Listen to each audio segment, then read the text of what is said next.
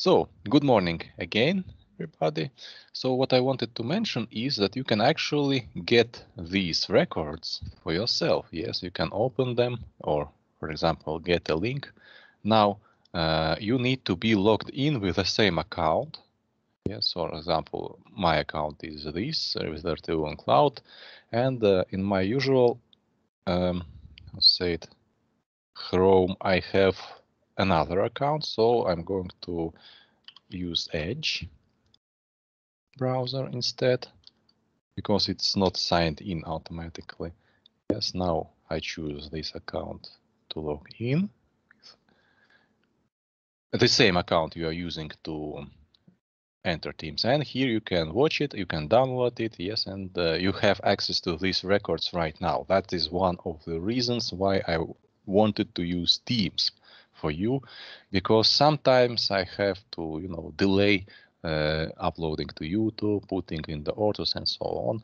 And this way you have all these records available right after the lecture. Yes, so it's better for you. Yes, and that's why I wanted to use Teams. Also, by the way, if you would prefer to use another account in Teams, just email me from that email address which you want to add, and I will add it, no problem. So you will have both this RTU account, or for example, if you have in your high school Teams account and you would prefer to use it, it's not a problem at all.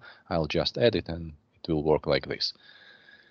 So let us continue. Now we have discussed more realistical channels for stationary cases when you don't move, when you don't have any obstacles, when you have direct line of sight for radio communications, or it is cables, yes, communications, and basically you only have noise to worry about. Now, however, in some situations, for example, when we move, especially in cities, urban, how to say it, conditions, yes, these models become even more complex. So what we are going to make more complex next is we are going to make this time delay a random process. So basically, again, it's not really that hard. You open Octave, you generate random number, and that random number is accordingly subtracted from the time. Yes, so basically, only thing we need to worry about is correct range in which to generate this random number. Yes, but as I said, next week we are going to start with the practical exercise, and in that practical exercise, we'll make some how to say it, cases, some versions, some ranges. We'll just test it out and see how it works. Yes, so you'll have some idea what this range could be and how to find it. Yes, so the thing is that although in computer program we select them randomly, in real world, of course, for real channel, there are some issues that lead to this random time delay.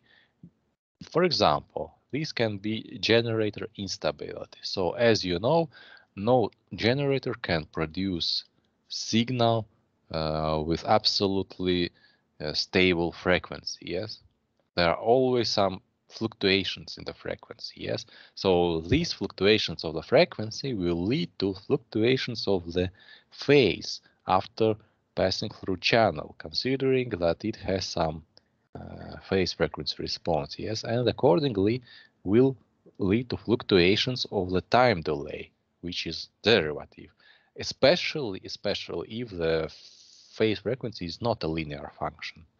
Yes, so that is one of the reasons, not really major reason, but still can affect the situation to some extent, yes, and sometimes maybe even should be considered.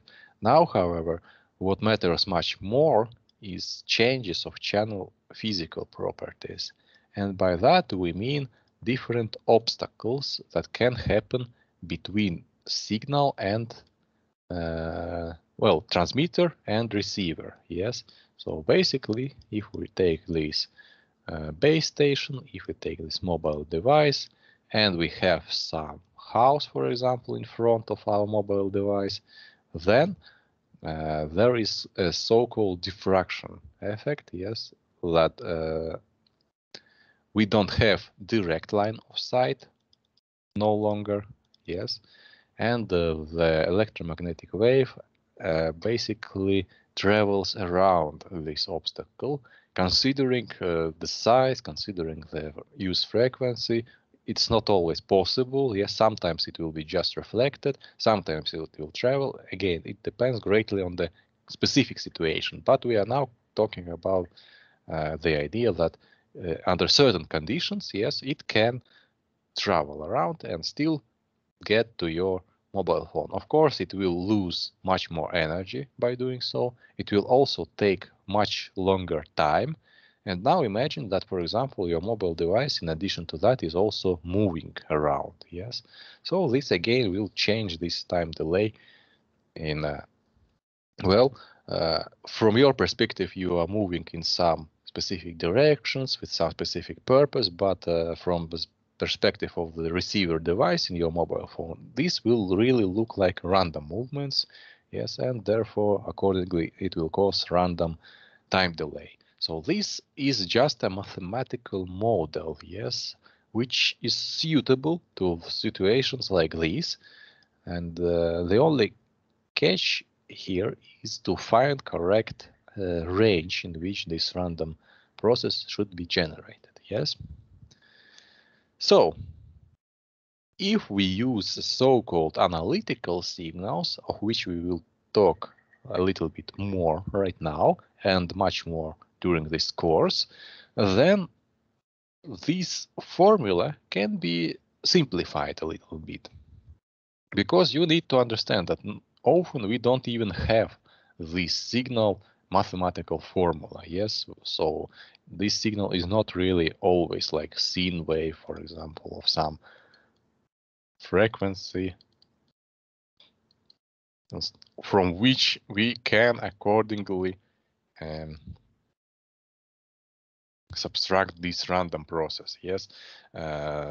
This can be a very complex expression. This can be even discrete samples, which can be, converted into analog form by upsampling. We'll talk about what does it mean upsampling, downsampling during future lectures, yes? So today is like introduction to everything we talk about and some ideas why we need that, why we need this, yes. So in this particular case, this could be very hard to program, yes, if we don't know this form of the signal and have it, for example, just as a vector of some numbers, yes.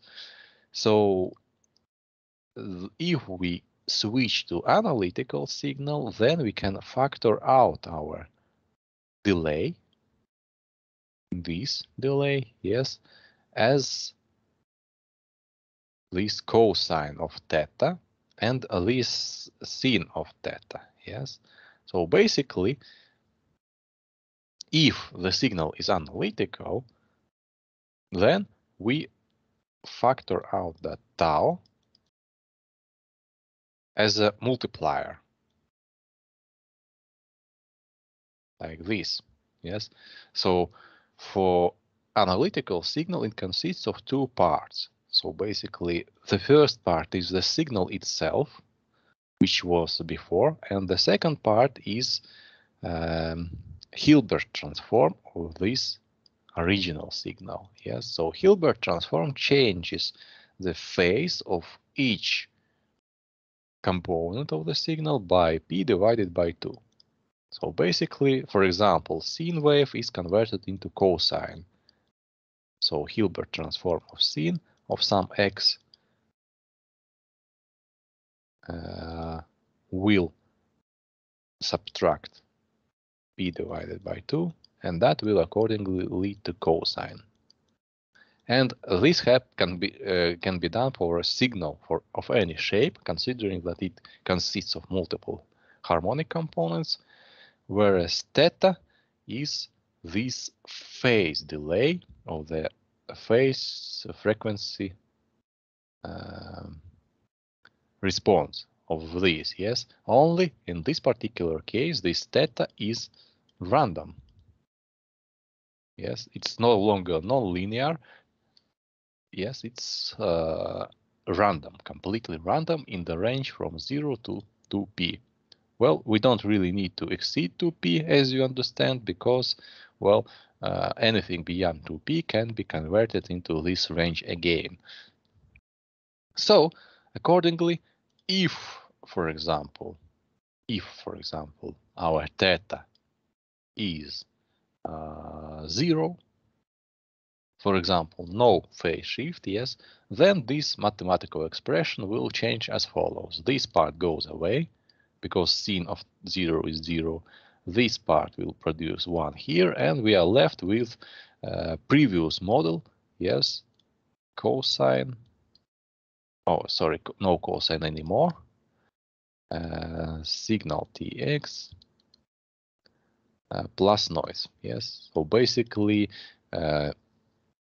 additive white Gaussian channel model without even time delay. Yes, if theta is I don't know, p divided by 2, then we are left only with this part. If theta is some other angle, then we'll have both components. Yes, so it's not really easy right now to show the benefits of this analytical signal other than the possibility of using these thetas. Yes. Accordingly, it also automatically solved the problem of range for us. Yes, as you can see, this automatically is maximum possible range we can allow here, and we no longer need to think of what tau is like in milliseconds, microseconds, nanoseconds, or whatever. Yes, this now just automatically and naturally scales to the length of our signal and stuff like that. Yes, as a factor. So, yes, this is caused, as I said, in nature most often by different obstacles in the path of the signal. However, there are still no copies of the signal. So, as you may have heard already, there are sometimes cases when signal reflects and you receive not only direct line of sight signal, but also a reflected copy of the signal. And that is the further, how to say it, complexity layer for this model. Yes, so basically in this case, only time delay is random, but the attenuation or path loss is still a constant. Now the last step is to make this gamma random as well, and this way we get to fading channels. Now we'll speak about fading a lot more, especially about Rayleigh fading.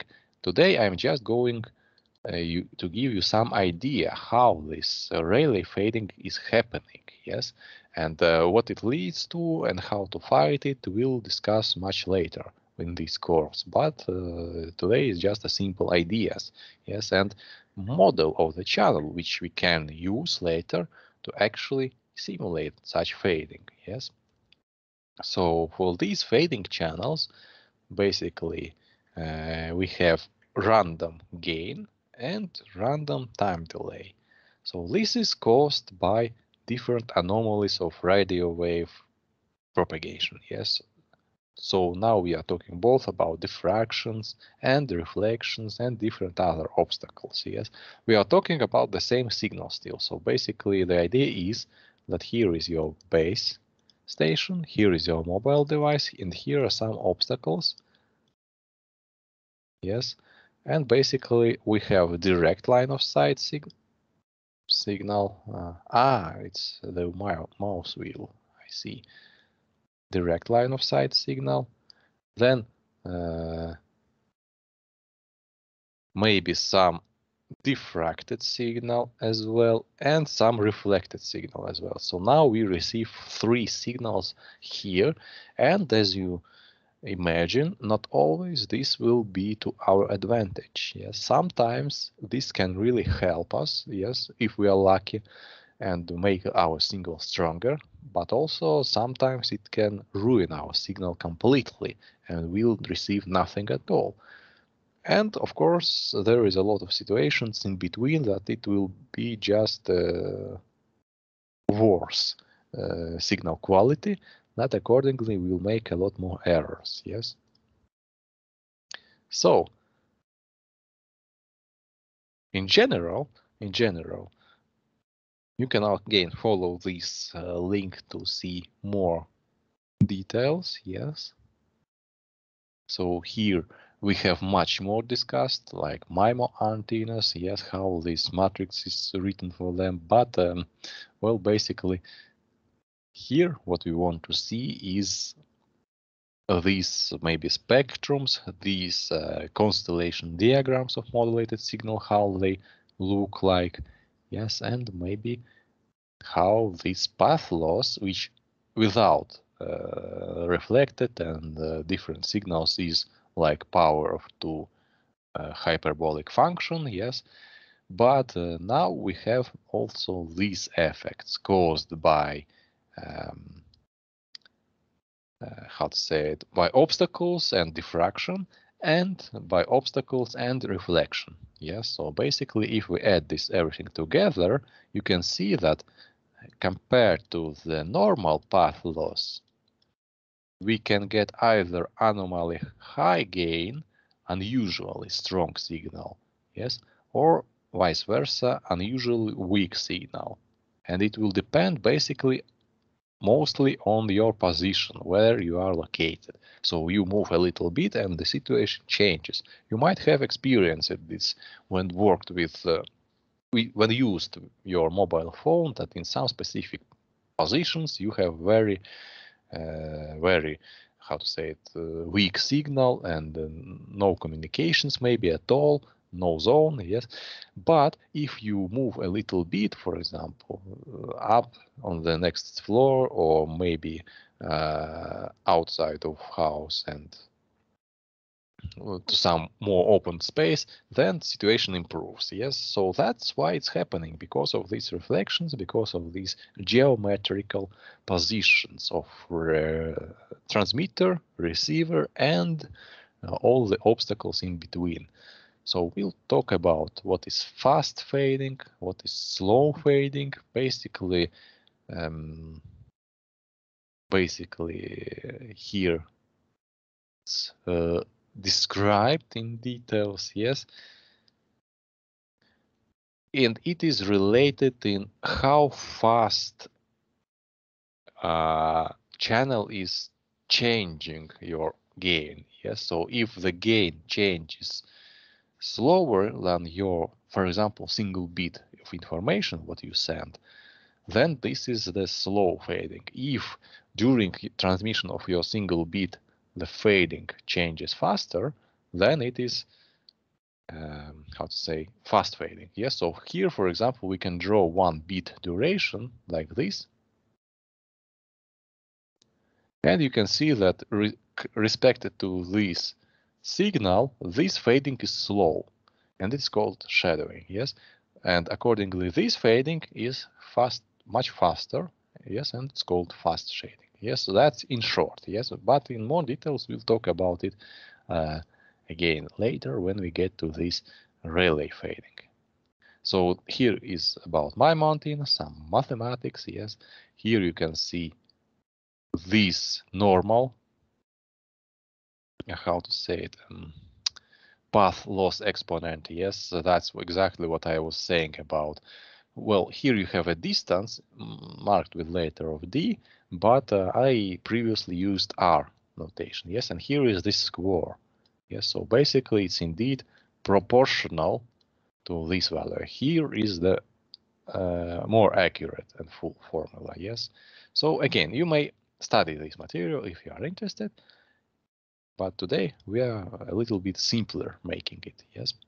So here you can see that we have, in addition to our direct wave, few reflected waves and one diffracted wave, yes.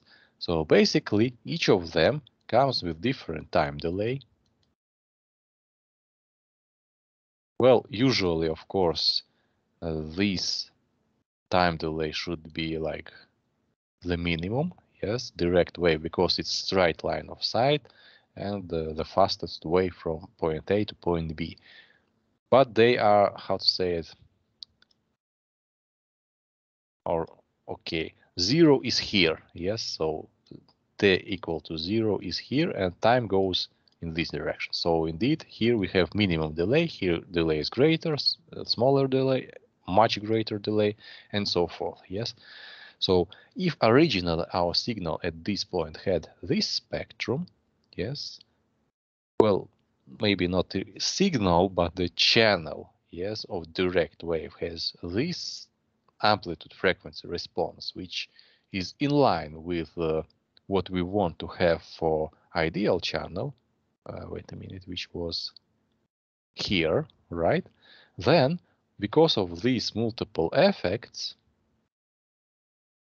we have now fading in this channel. Yes, some specific points where we have much loss, much greater loss or much smaller gain. Yes, and in these specific frequencies, communications cannot happen in good quality. Yes, and that can ruin our entire signal if our signal has important spectral component on this frequency. Now, what needs to be understood is that this is true for this specific location only. If this mobile device moves a bit, the situation will change and this fading can happen, for example, here and so forth. So this picture ideally should change in time. Yes. And once again, here we'll talk about solution, which is called adaptive equalizers, which are in fact already being used in your mobile device, and we'll just see how do they work, how they can solve this problem, because clearly we cannot remove all these houses, all these objects and everything from our life and live in some sort of desert, yes, just to have a good connection. Nobody is going to do that. Yes, we need to find some way to improve communications. Although even with equalizers, some very, how to say, rare occasions, we can have very unfavorable situations when nothing can help us. We will have complete zero communications, yes, because of specific geometry. In that case, there are also solutions used in mobile communication, such as frequency hopping. So that means that you are not limited to this frequency range. Your frequency range changes over time fast enough, yes. And for example, if you have very bad communications in this range, then very soon you'll get much better range and it will improve, yes. So in this way, you will not suffer forever from this situation in this position. It will just take a fraction because it will go through, for example, these 4 frequency ranges. Yes, and you will from time on time happen to have this range again and again, but it will be only 1/4 of your total time. Yes, and in the other time, for example, your communications will be fine. So there are multiple solutions to that. Yes, but as I said, we will focus more on equalizing solution and see how it can help us. So the reason why this fading is happening, hopefully, is now understood. Yes, and how then we can describe this model. Yes, because we have to have some formula which we can program in MATLAB so that we can study this model, yes, or use it. So in this particular case, we are assuming that each of these signals has its own gamma. So here we have gamma 1, here we have gamma 2, here we have gamma 3, and gamma 4. Yes, and each of these gamma values is this complex exponential. Yes, so this alpha parameter depends on the, how to say it, materials, yes, of the obstacles from which we are reflecting and so on. Because some materials, such as metal, can reflect more energy, some materials can absorb more energy, and accordingly this ratio is more or less showing what ratio of energy is being reflected from this obstacle. Yes. Again, if we have diffraction, then again some part of the energy is still consumed by the obstacle, absorbed, yes, and therefore not energy is leaving. Then we have in this complex exponential wavelength, yes, which is related to frequency of the signal. So basically speed of light, yes, of radio wave propagation divided by the frequency. So we can express the frequency from this wavelength too. And here we have a distance where di is actual distance of the path, and d is how to say it, the minimum distance. So basically real distance. So in this picture, for example, we can see that the real distance here is for this blue line. So that's our d. And d for this is clearly greater. So d1 is clearly greater than just a d. Yes, because we are traveling here, reflecting, and traveling here. Yes, so in total we travel much longer distance, and this is the difference of the real distance between receiver and transmitter and path travel distance. Yes, again, if we are talking about direct line of sight, then actually in that particular case that would be also, so this will lead us to this case. Yes, well, that there we also have that square root, which I have missed. And here in brackets, we are going to have 0 divided by lambda, which gives us this exponential equal to 1, and we are left with just this square root. So in this direct line of sight, we just put the correct distance here, and this simply cancels out. And this is a constant. So for direct line of sight, we still have a constant gamma, yes. However, for any other paths, yes, we will have some complex gamma. And actually here is quite a good explaining video, which I would recommend you to watch, yes, about Rayleigh fading channels. Well, again, it also covers how the situation changes with MIMO antennas, yes, so you are welcome to watch it. It's just by following this link, yes, and the same formulas I'm describing to you right now. You can actually see this gamma here. Well, I have denoted it by gamma, but in this video it's denoted by G, I believe, yes. No, G is the total, yes, the sum of all the paths, but specifically single one of them, of single path. No? No, it's not really denoted with anything in particular, yes? And here we have explanation of how this Rayleigh distribution is actually happening, which I have also made slides for. And well, you can just watch that video, listen to it, actually just so you don't have to wait. I'm going to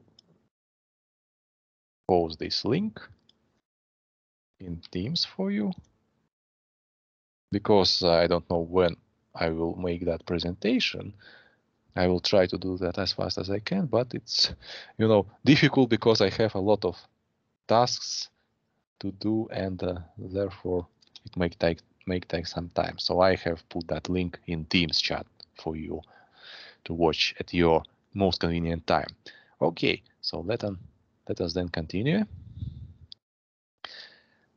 Now we know that for direct line of sight, this gamma is actually constant, but for any other, it is some, well, basically random variable depending on how random is this distance. So this distance is random, yes, and therefore all this is also random.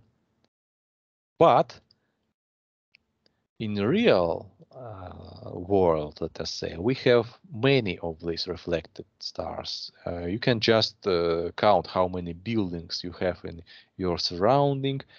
Also, each tree has some effect to fading as well. Also, even cars can produce reflected signals. So there are a lot of objects from which we can have reflections. So this L can grow quite high. Yes, and well, it's quite difficult to say how many do we need, but it's not really important right now because, well,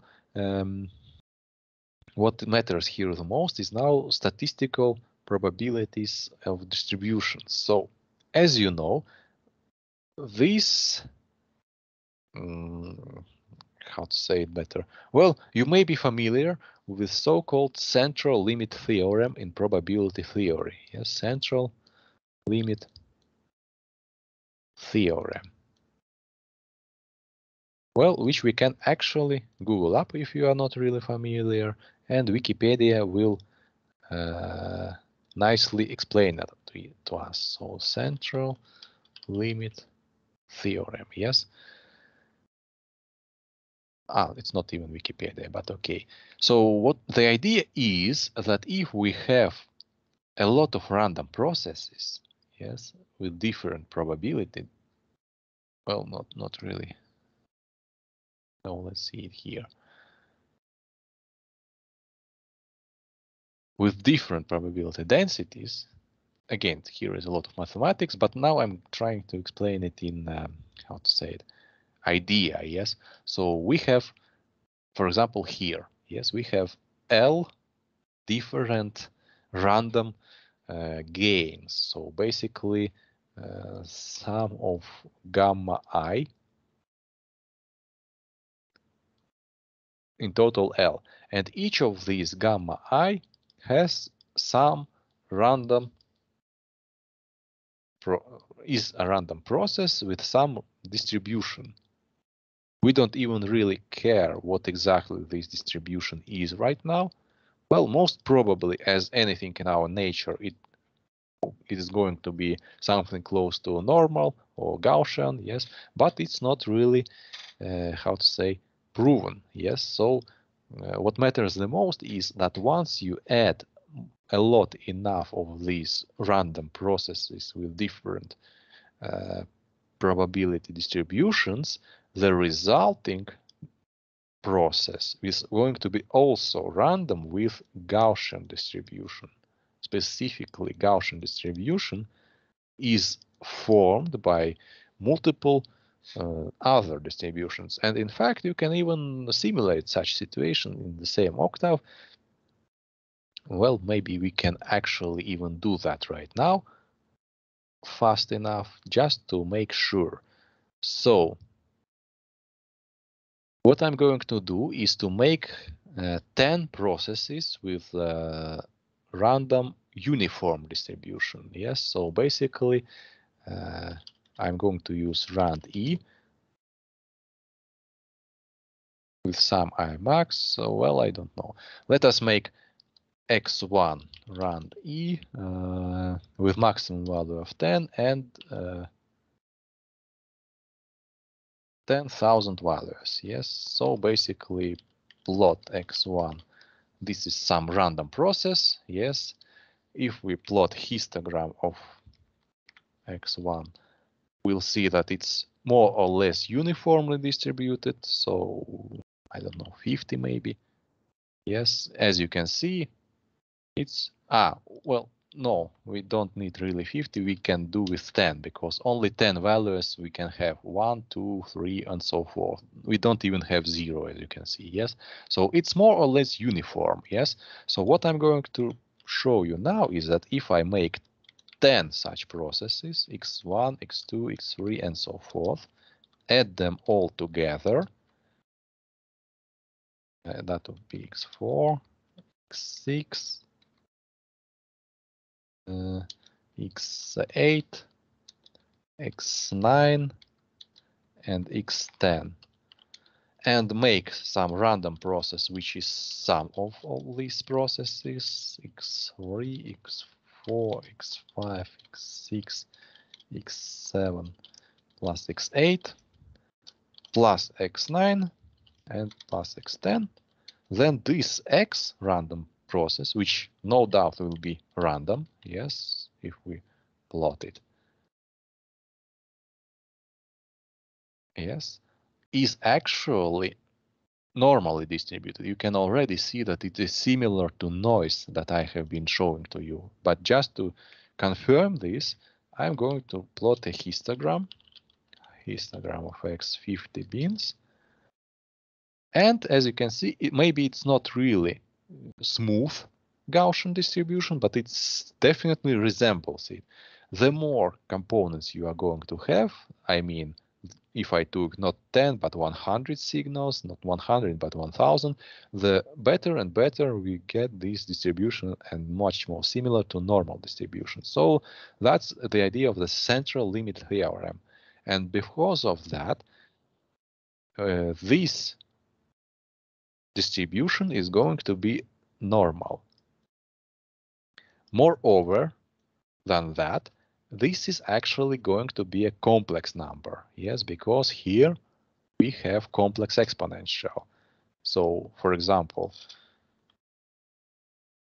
exponential minus 2p multiplied by, I don't know, for example,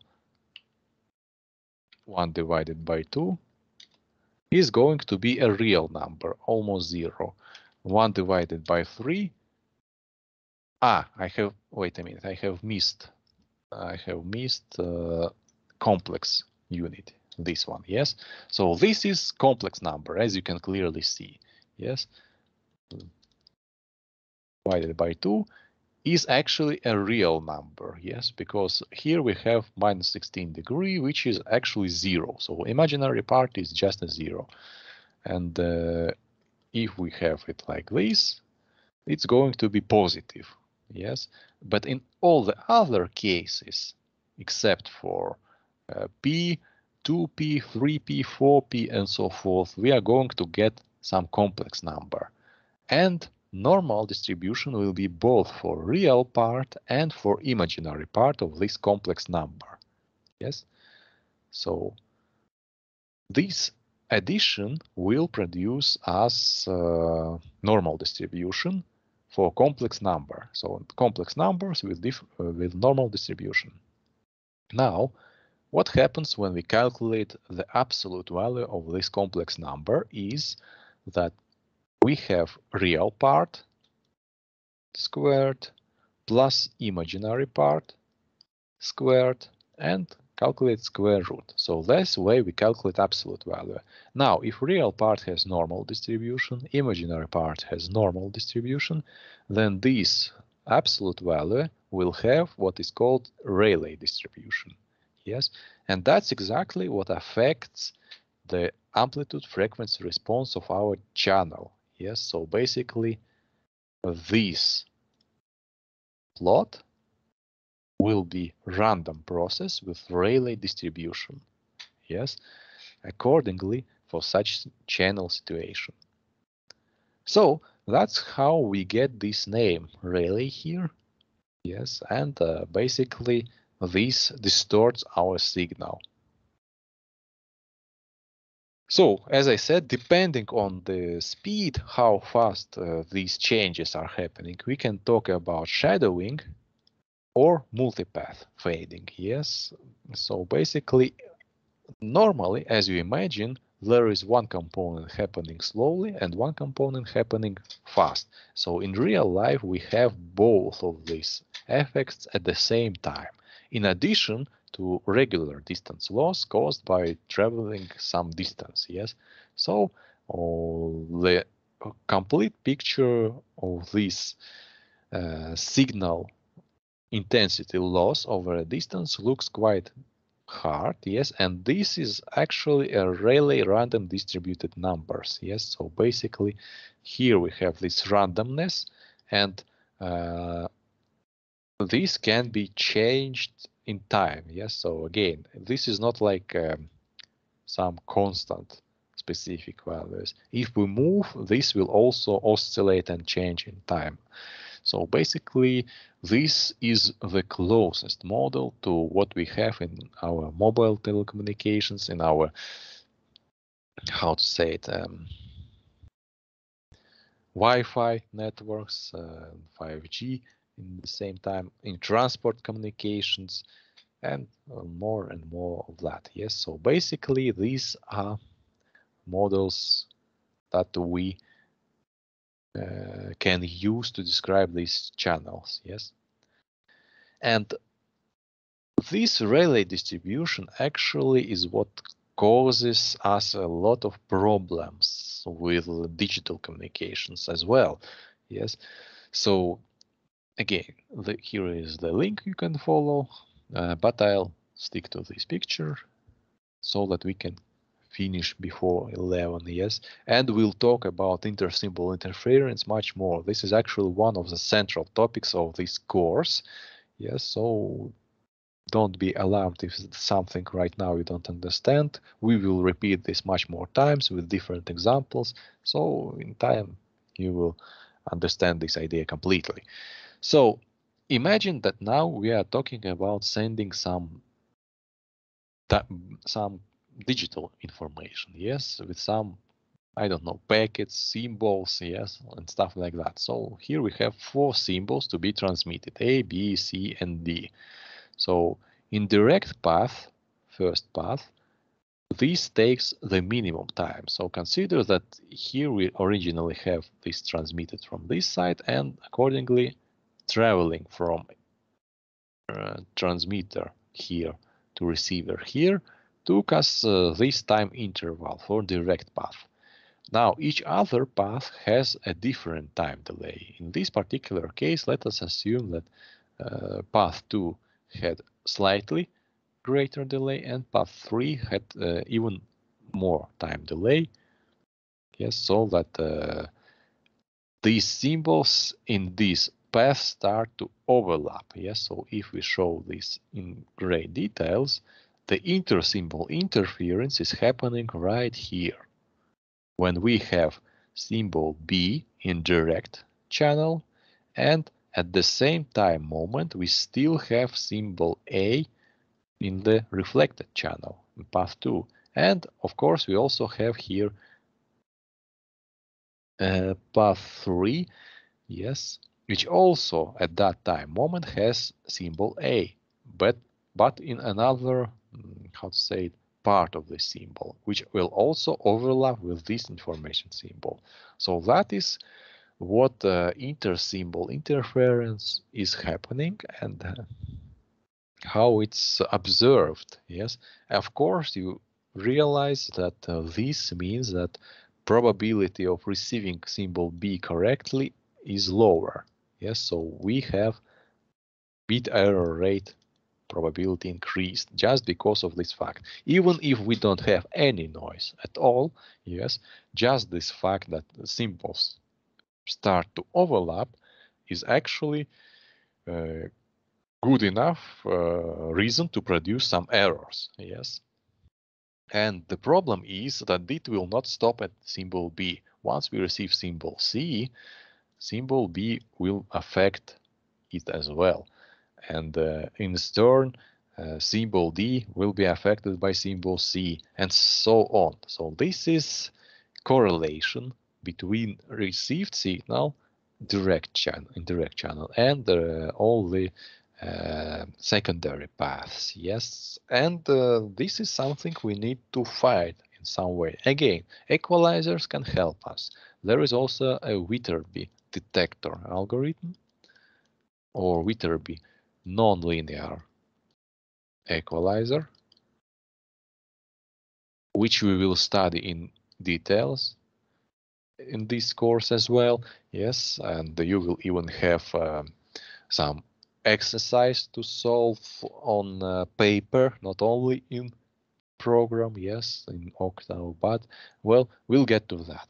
Everything will be explained, shown with examples, so you will be able to repeat these, how to say, steps, yes, and solve your specific case. So hopefully now you understand what is this intersymbol interference and how does this occur.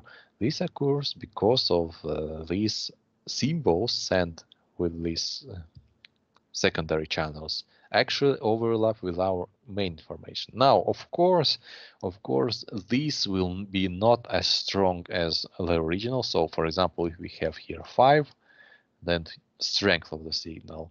Then here we can have, for example, 3 or even maybe 2. It will be weaker.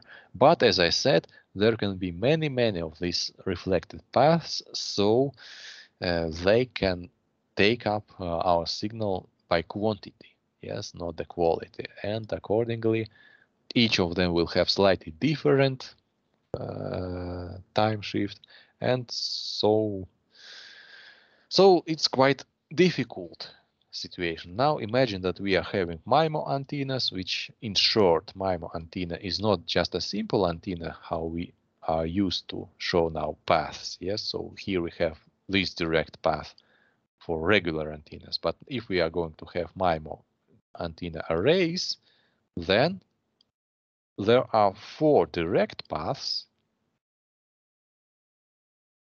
Yes, and accordingly gazillion of reflected to this, reflected to this, reflected from here to this, and so forth. So that would be very much of reflected path, and we'll have to do this procedure for each pair of MIMO antenna arrays. Now we are talking about even using 4x4 or even greater amount of these MIMO antennas, yes.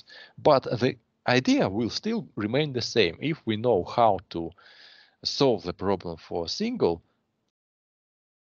antenna pair, yes, this procedure will have to be applied to each of these pairs. So basically, we need to understand the main principle.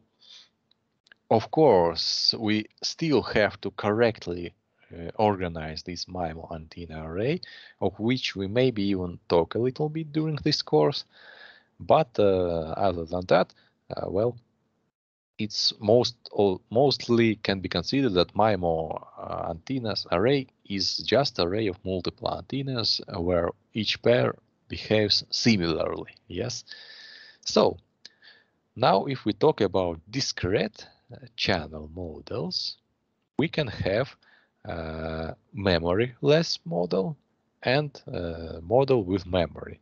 So here, the simplest example is binary symmetric channel.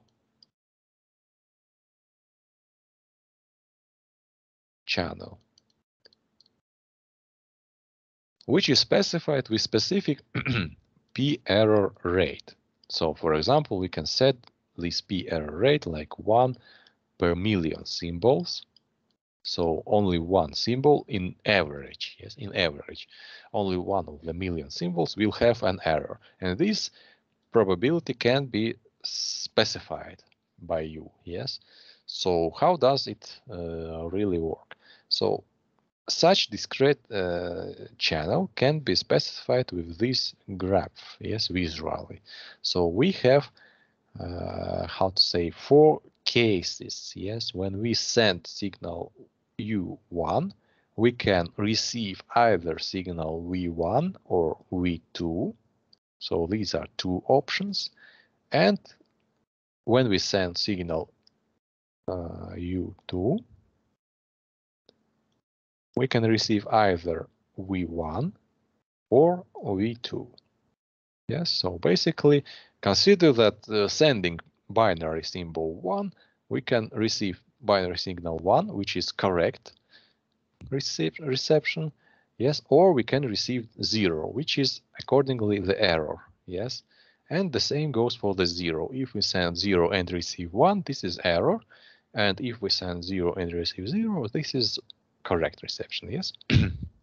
Similarly, each of these events, yes, each of these scenarios has its own probability. Yes, so probability of receiving V1 when U1 was sent, probability of receiving V1 when U2 was sent, probability of receiving V2 when U1 was sent, and probability of receiving V2 when U2 have been sent. Yes, so each of these events is set with specific probability. And of course, we are here now interested in these two probabilities. So the sum of these two probabilities should be equal to this p error we specify. Yes. So this should be set to our p error. And accordingly, the rest should be 1 minus p error. So that would be p where 1 when we send U1 plus P V2 when we send U2. Yes. So for symmetric channel, we have assumption that these two probabilities are equal. Yes. So in this case, yes, we can say that just our error probability is equal to, well, not really, actually half of the probability, yes, because we still have to add them to get this p error. So here we have a small mistake, yes, mistyping. We miss this half, or we can say basically vice versa. No, wait. But this is the yes, that what was correct. Yes, 1/2, and accordingly we can say that this is double this or double that. Yes. So if this is true, then the channel is symmetric. These channel models can be found in Simulink, for example, or even in MATLAB, but well, these are still useful. Yes, they are quite very useful, because sometimes, for example, if you watch here for quadrature amplitude modulation, you of course should know by now how this signal is formed. So basically, for example, let us take this point. Yes, we read its coordinates. So it's like here we have -1, here we have +3 symbols. Yes, then we multiply this coordinate with sine wave. So that would be +3 multiplied with sine wave of the carrier frequency ω0t. Then we have this multiplied with cosine of the same carrier. And we modulate, well, if we want to simulate such a signal, then we have to generate this sine and cosine carrier with high frequencies. There is also requirements put for signal sampling, which demands that sampling frequency should be at least, yes, at least twice as great as our f0, which is here 2p f0, yes, at least twice. But to get smooth sine waveform, we actually often can take even 20 here, yes. So that would give us a lot of samples. So imagine that we now test simulation of, in order to get such bear, yes, we have to send, for example, 1 million of data symbols. Now, for each of these 1 million data symbols, we are going to have like, I don't know, few thousands of samples per each of these symbols. So basically multiply this by, for example, 20,000, and you already are around billions of testing. Yes, billions of samples to be simulated. This can take quite a lot of time. This will ask for a lot of memory, and in fact, even it's possible that MATLAB will say it's impossible to run such simulation. Please do something to reduce memory consumption, and that will not work. Now, this was for continuous channel model. So because here we converted our discrete signal, which was +3 -1, into continuous signal.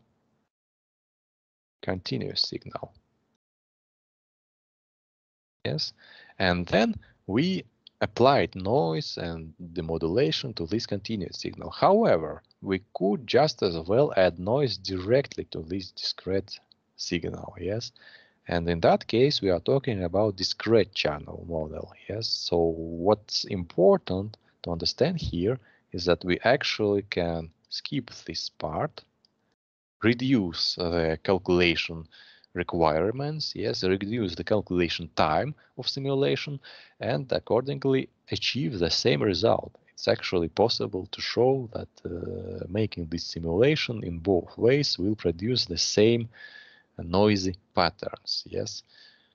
Now, for this channel, it's like this. Yes. However, there is also, well, actually, let me find. It's going to be picture from the course written in Latvian, but what matters for us here is now just a picture. Yes, so I hope it will be fine. Just let me see if I can find it fast enough. So fading channel, yes, I believe it was here. Yes, it's the same. So the same Russian and wait a minute. No, it's not what I wanted to show.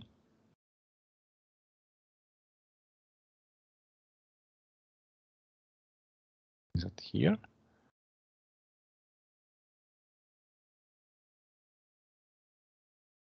It is, but it's here. Yes.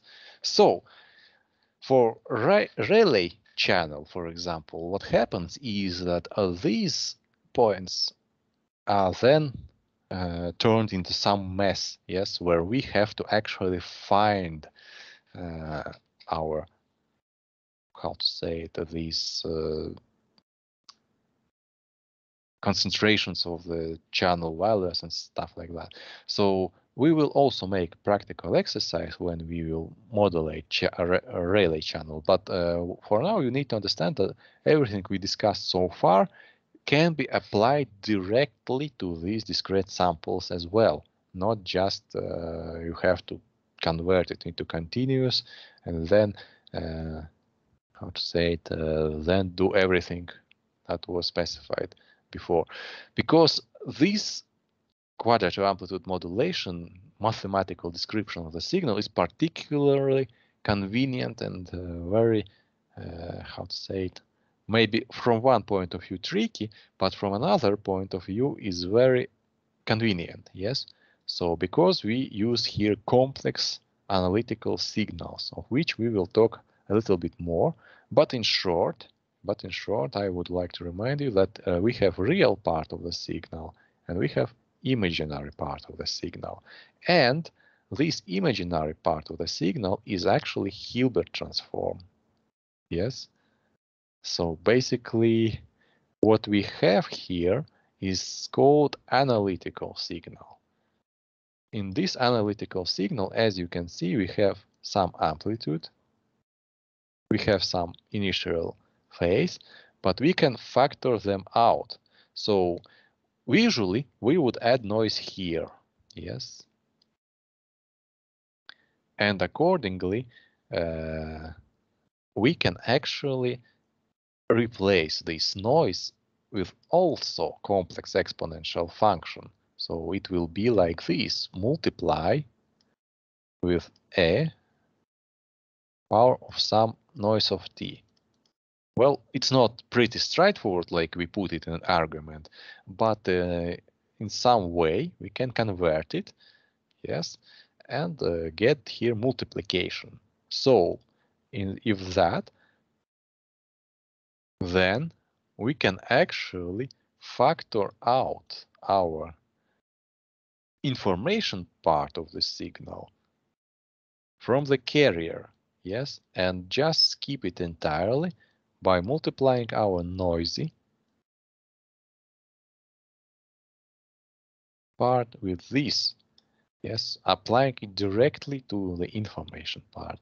So analytical signals here are very convenient and allow us to make much more simpler it both on paper and in software by programming it. So yes, that is the reason why we are going to have more detailed lecture on these analytical signals, just to know how to use them better, because they will be convenient for us for sampling as well. But for now, just like I have shown you, just like application. So here, symmetric channel is like, what I have described so far before fading channels. Yes, so it's equivalent of all these Gaussian channels, of Gaussian channel with unknown phase, of ideal channel, only for discrete values without necessity of actually generating a radio wave of certain frequency, yes, and just working with information, considering that the modulation type allows us to do it. For that, we need to have either binary phase shift keying or QPSK or quadrature amplitude shift keying. Yes, all these cases can be considered to be phase modulation types, and accordingly for that we put information in the phase of the signal, and frequency in no way affects this. Yes, so we can use these discrete channel models for such modulation types easily. That includes also, of course, OFDM, because OFDM relies on these modulation types, for example, CAM16, for example. It also can use binary frequency shift key, or phase shift keying, and so forth. Yes. So, and finally, discrete channel model with memory. So here we have intersymbol interference effect taken into consideration. So this is how to say more advanced method, of which we will again talk later. But I wonder if we can find now some nice picture. So basically, Markov model, Markov chain model, image. No.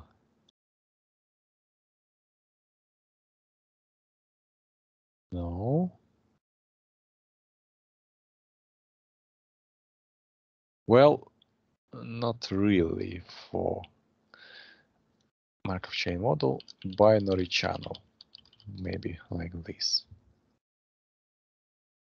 Well, the picture is like this, yes, but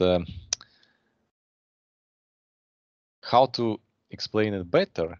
Yes, well, the idea is that now our value, what we receive 0 or 1, depends not only on what we have received from channel, but also on what value was before. So maybe actually this picture would be even better. Yes, as you can see, there are a lot of conditional probabilities here. So instead of, so assume that you have sent symbols x1 and x2. Yes, so each of them can be either 1 or 0, and you can receive any of these combinations because of intersymbol interference. Yes, for example, this 0 affected this 1, and because of this intersymbol interference, this 1 also became a 0. So you ended up here. That has its own probability. Then you can receive this as this symbol, yes. Accordingly, or this symbol, right? Now, there are also possible transitions, like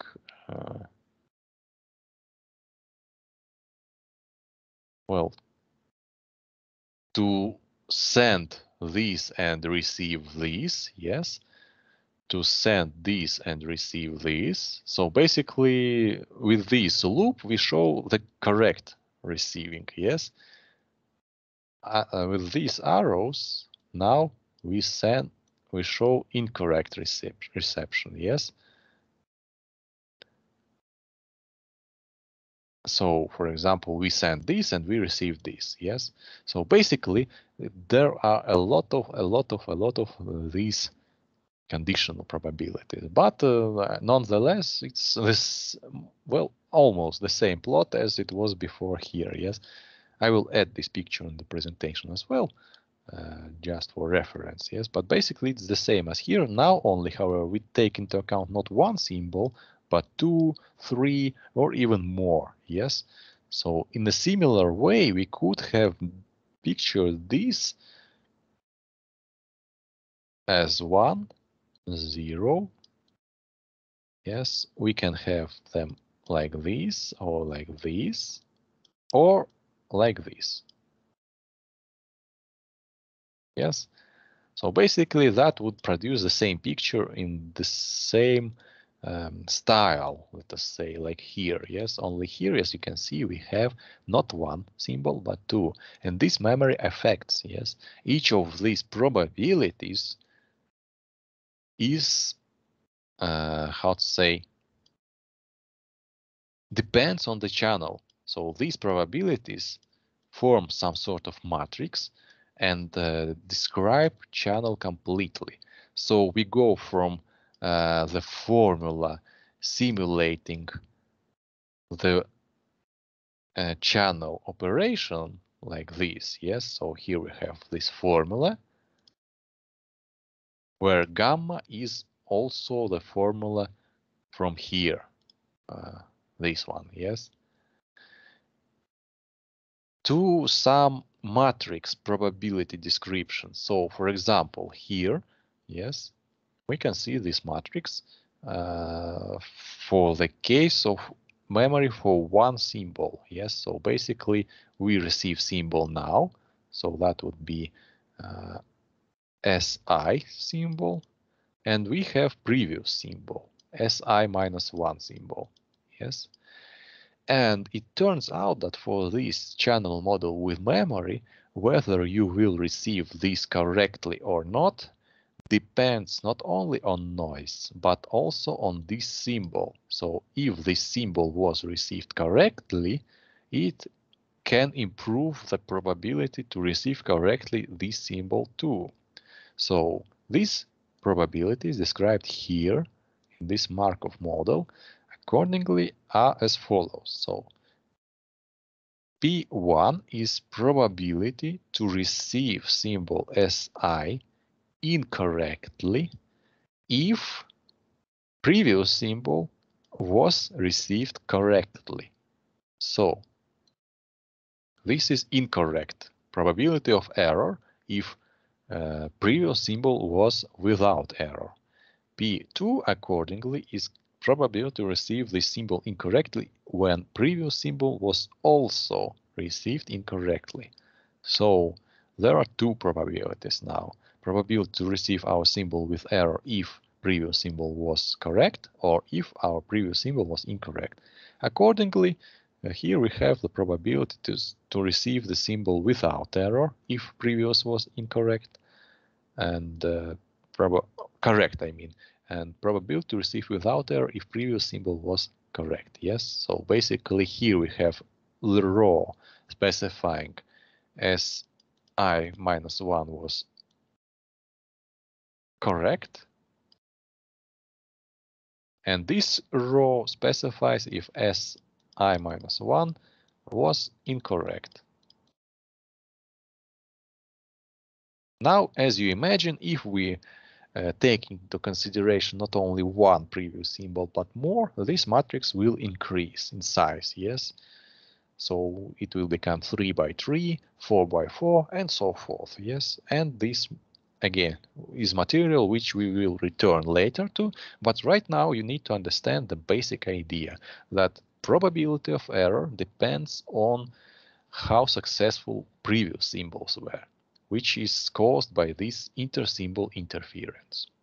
So this is such a brief introduction to our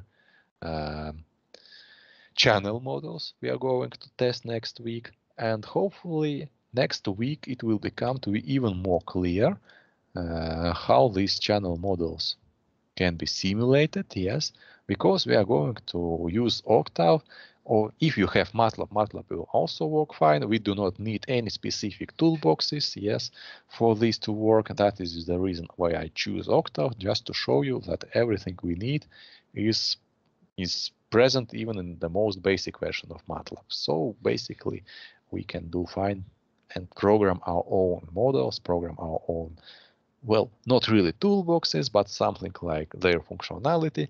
And hopefully this will also provide you good understanding of what we are doing. So, are there any questions so far?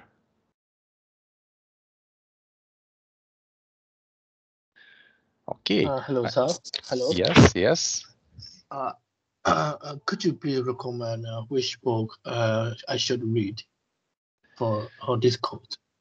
So yes, for the materials, as I said, there is a list, yes, which I will upload in our description here. So it will contain file list of literature, which you will be able to open and use these books. Here is also some online resource, but this is about analytical functions, yes. If I happen to find more, yes, but I believe actually is quite good is book. Wait a minute, I don't see it here. Proakis, yes, book. I will add it as well to the list. So basically the list of literature will be here, yes? But the idea is actually that you can pass the course with all the materials I provide. So you will have presentations, videos here in these sorts, and it should be enough to pass the course. But I encourage you to read the literature as well, so the list will be provided. Yes.